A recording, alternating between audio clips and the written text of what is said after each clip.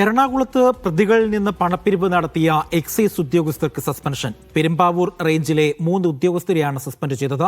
Inspector K Vinod, preventive officer Justin Churchill, civil excise officer PV Shivin എന്നിവരെയാണ് suspend ചെയ്തത്. മുസീന സുണ്ട് വിവരങ്ങൾ നൽകാനായി. മുസീന, വിശദാംശം. അജി, ലഹരി കേസിലെ പ്രതികളിൽ നിന്ന് കോടതിയിൽ അടയ്ക്കാനെന്ന വ്യാജേന പണപ്പിരിവ് നടത്തിയെന്നാണ് അവർക്കെതിരായിട്ടുള്ള ആരോപണം.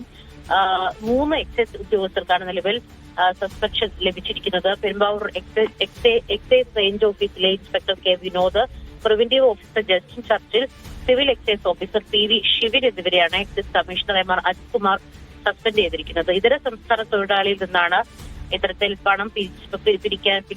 പണം ആവശ്യപ്പെട്ടതെന്നാണ് പരാതിയിൽ പറയുന്നത്. അതായത് കഞ്ചാവ് കണ്ടെത്തി കേസുമായി ബന്ധപ്പെട്ട് കോടതിയിലടക്കാൻ 10,000 രൂപ ആവശ്യപ്പെട്ടുവെന്നാണ് പരാതി.